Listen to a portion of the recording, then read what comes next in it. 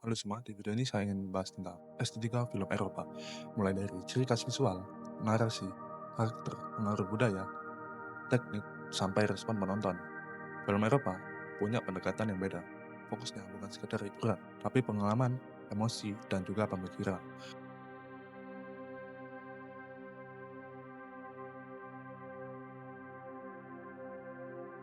Masuk ke ciri khas estetika.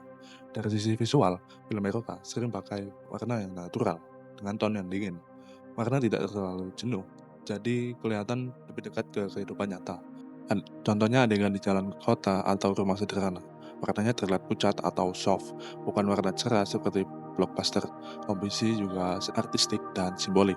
Banyak frame yang terasa seperti foto atau lukisan. Penempatan objek dan frame sering punya makna.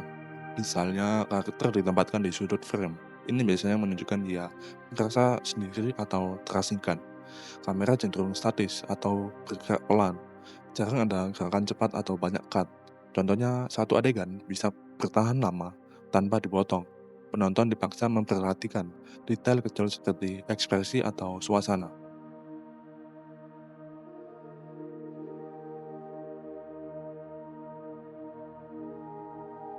Masuk ke narasi.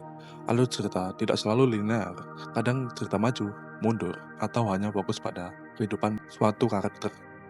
Contohnya, film hanya menampilkan beberapa hari dalam hidup seseorang tanpa awal dan akhir yang jelas. Pacing cenderung lambat. Cerita berjalan pelan supaya penonton bisa merasakan suasana. Bukan fokus kejadian besar, tapi ke momen kecil. Konflik lebih banyak internal. Karakter berjuang dengan dirinya sendiri. Misalnya konflik tentang identitas, hubungan, atau tujuan hidup. Ending sering terbuka atau open ending. Film bisa selesai tanpa jawaban pasti. Penonton diminta menafsirkan sendiri.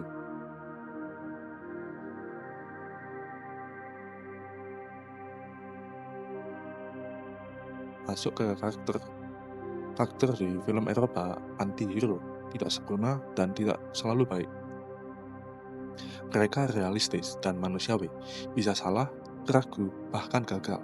Fokusnya ada di konflik batin, contohnya karakter yang merasa kosong dalam hidup atau bingung menentukan arah hidupnya. Jadi bukan pahlawan yang kuat, tapi manusia biasa dengan masalah nyata.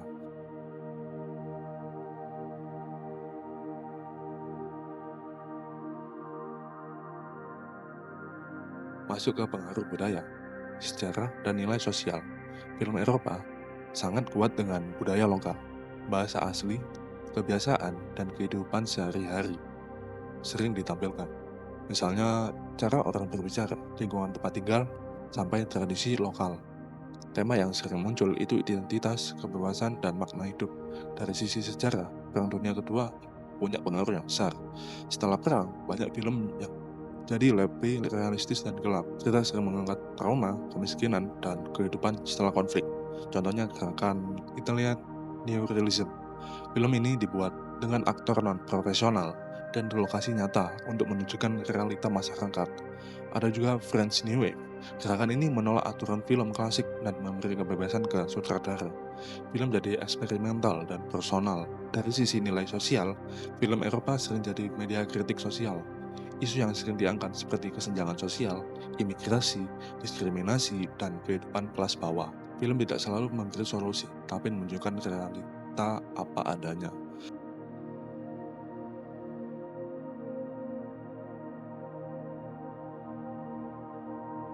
Sekarang masuk ke gaya penyutradaraan dan teknik.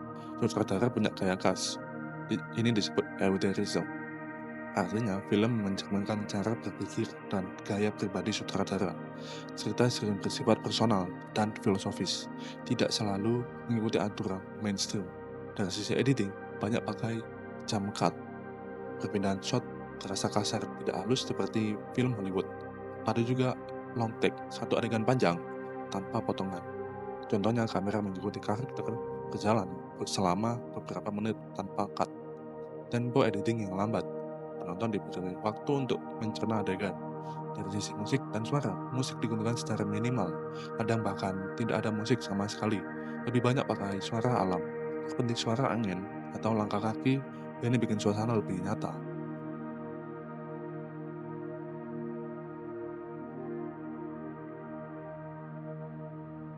masuk ke mise en scene. Lighting lebih natural, seperti cahaya matahari atau lampu biasa. Setting menggunakan lokasi yang nyata juga, bukan set buatan. Kostum juga sederhana, sesuai dengan kehidupan sehari-hari. Semua elemen dibuat realistis, supaya penonton merasa dekat dengan cerita.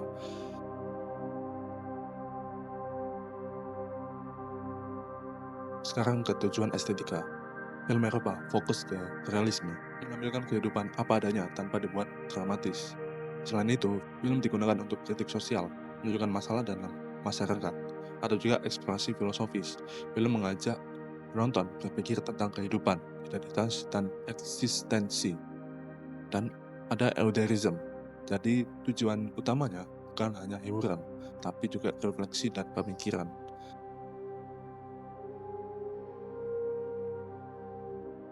Terakhir, respon penonton.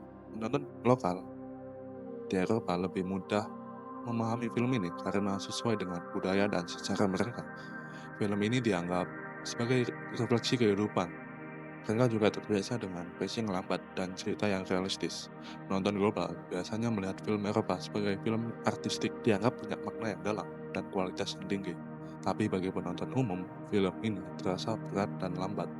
Dan dari sisi lintas budaya, tema universal seperti percintaan dan keluarga tetap bisa dipahami. Tapi beberapa film butuh pemahaman budaya atau sejarah. Walaupun begitu, visual yang kuat tetap bisa dinikmati oleh semua orang.